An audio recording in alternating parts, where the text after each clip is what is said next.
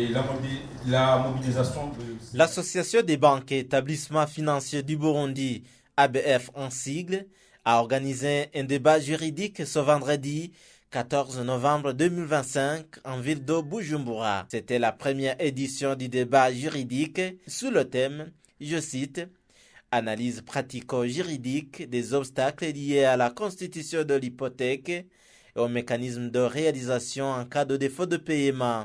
On prit part à ce débat juridique les magistrats, les juristes, les avocats, les banquiers et autres. Le secrétaire exécutif adjoint de l'ABF indique que ce débat juridique constitue un instrument essentiel de dialogue.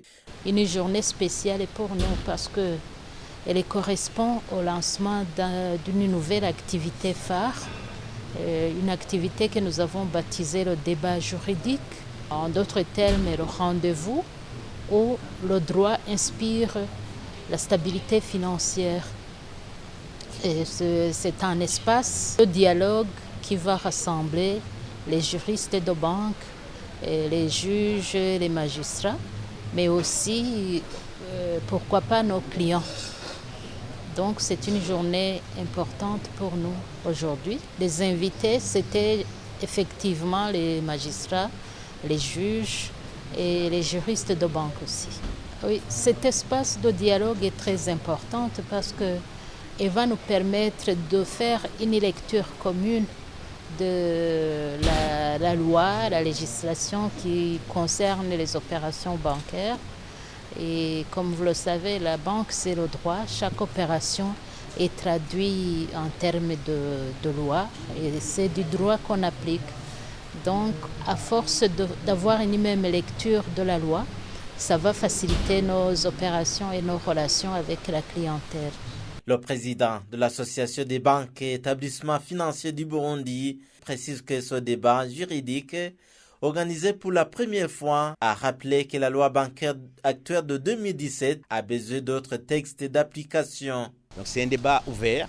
La particularité de ce débat, c'est qu'on aborde les problèmes de façon vraiment frontale et amicale.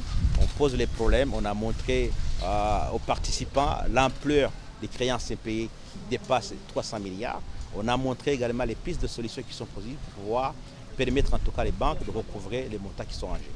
On a eu l'occasion de rappeler aux participants que les banques ont pour mission essentielle de financer l'économie. Ce n'est pas la réalisation des garanties. Et même si les garanties, il arrive que les clients sont en défaut, on les conseille d'approcher les banques, de trouver intérêt d'attente, de trouver un plan de recouvrement. Et même en cas d'échec de cette étape-là, nous avons les dispositions légales qui permettent aux clients qui sont débiteurs défaillants de pouvoir, sur un délai de 12 mois, vendre le bien qui lui appartient et de rembourser la banque. Et donc c'est vraiment une édition assez particulière parce que pour la première fois, tous les acteurs impliqués participent activement et on a pu montrer que la loi bancaire qui existe depuis 2017, il y a encore des textes d'application qui ne sont pas encore là. Et les commissions mixtes qui ont été mises en place au niveau des banques, du ministère de la Justice, du ministère des Finances, ont produit les premiers drafts des ordonnances d'accompagnement qui sont déjà prêts et nous pensons qu'on va les soumettre plus prochainement au ministère de la Justice pour pouvoir les adopter. Alors nous avons la chance d'avoir une loi bancaire révisée qui date de 2017. C'est une loi qui a été conçue par des professionnels. La Banque centrale a pu produire un texte assez complet qui touche un certain nombre d'aspects à la fois sur les aspects de recouvrement, de réalisation des garanties et qui protège à la fois en même temps les banques et les consommateurs. La Banque centrale a également produit un règlement de protection des consommateurs. Donc moi je pense que de notre côté, la loi bancaire actuelle, plus les textes d'accompagnement et le règlement de protection des consommateurs posent un cadre juridique assez complet pour que le travail, en tout cas sur le sujet qui nous concerne, puisse être réalisé.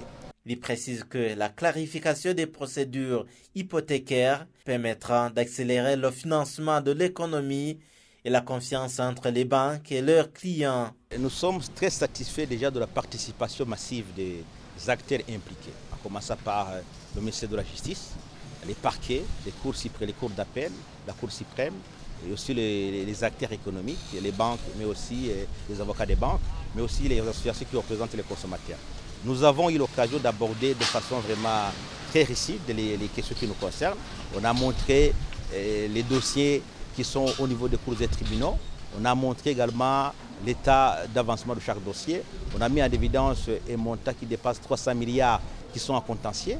On a montré également qu'une fois les ordonnances qui accompagnent la loi bancaire, s'ils pouvaient être adoptés dans les plus brefs délais, ça permettrait en tout cas à la justice d'avoir des textes qui lui permettent, en tout cas sur un certain nombre de dossiers, de décider pour mettre en application les décisions de justice, mais aussi pour les banques de recouvrer une partie importante des dépôts de la clientèle qui sont détenus par des débiteurs défaillants. On a eu l'occasion également de rappeler à l'Assemblée et aux participants que le rôle des banques, c'est essentiellement d'accompagner l'économie, éventuellement d'interpérer les participants, de pouvoir conjuguer les efforts pour pouvoir recouvrer ces montants colossaux qui ont été accordés au niveau de l'économie, qui ne sont pas retournés.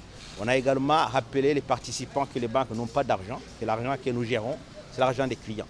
Donc nous avons l'obligation de récupérer cet argent, parce que cet argent, s'il ne le récupère pas, c'est une érosion de la confiance au niveau du secteur bancaire. Et on a besoin d'une économie qui soit solide. Et pour ça, il faut que vraiment les banques arrivent à recouvrer l'argent de la clientèle. Très important de rétablir ou de maintenir la relation de confiance entre les banques et les clients.